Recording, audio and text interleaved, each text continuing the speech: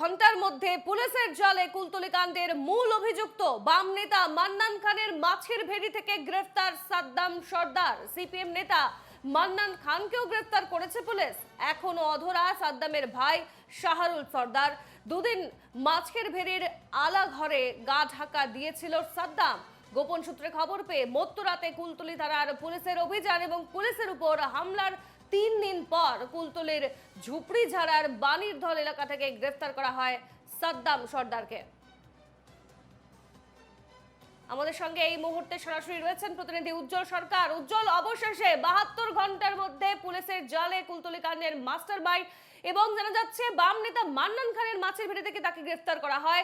কিভাবে তার সঙ্গে কি যোগ ছিল এবং কদিন এইভাবে আশ্রয় নিয়েছিল সাদ্দাম, কি জানাচ্ছ? সোনালী, তোমাকে জানিয়ে রাখি, আমি সেই মাছের ভেড়িতেই আছি যে আলাঘর থেকে গতকাল মধ্যরাতে কিন্তু পুলিশ কিন্তু গ্রেপ্তার করেছিল এই সাদ্দাম সর্দারকে। এবং এই সাদ্দাম সর্দারের যে আশ্রয়দাতা যিনি হচ্ছে মান্নান খান, এই মান্নান খান কিন্তু পুলিশ সূত্রে এবং গ্রামবাসী যেমনটা জানিয়েছে, এই মান্নান খান কিন্তু এই ফিশারিতেই থাকতো। এই মান্নান খানের কিন্তু 65 বিঘে ফিশারি, এই 65 বিঘে ফিশারি কিন্তু তিনি লিসে নিয়েছেন, এমনটাই কিন্তু গ্রামবাসীরা জানিয়েছেন।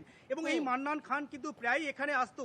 এবং মান্নান খানের দিদি যেটা জানিয়েছে যে এই মান্নান খান কিন্তু এই মধ্যরাতে কিন্তু মাছ ধরেছিল, এই মাছ কিন্তু নিয়ে যাওয়ার জন্যই কিন্তু মান্নান খান এখানে ছিল। কিন্তু বিষয়টা সেটা নয়, বিষয়টা হচ্ছে মান্নান খান কেন এই সাদ্দামকে আশ্রয় দিয়েছিল। এই মান্নান খান কে?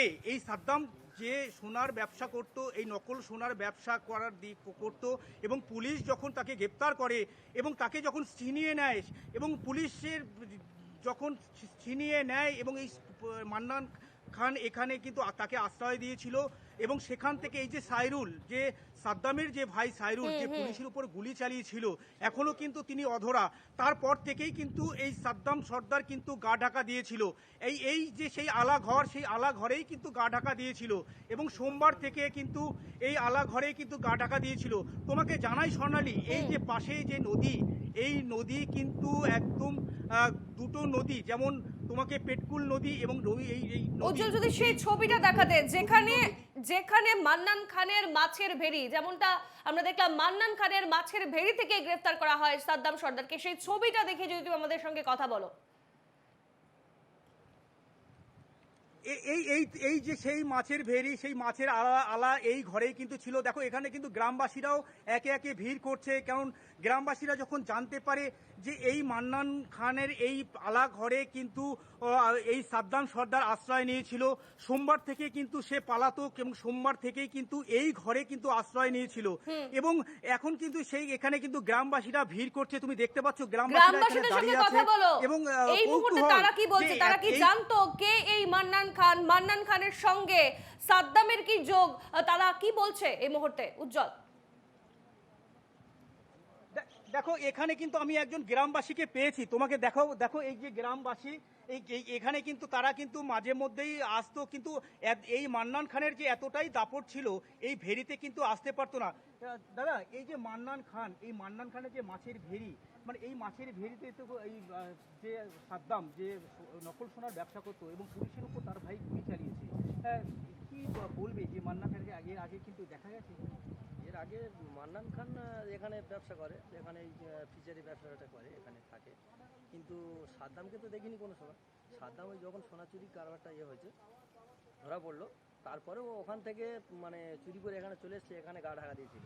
তারপর কালকে রাত 1টা নাগাদ পুলিশ এসে রেড করে ওদেরকে ধরে নিয়ে গেল, এইটুকু জানলাম। জেনে এলাকায় মান্নান খান কি করে? এলাকার মান্নান খান মাছের কারবার করে, তারপরে ওর দামে অনেক মানে 2 নম্বরের ব্যবসার আছে। এই মান্নান খান কি সিপিএম করে? মান্নান খান সিপিএমের সাথে করে, তবে ও কোনো নেতা নয়, কেউ নয়, একটু কর্মী, সক্রিয় কর্মী।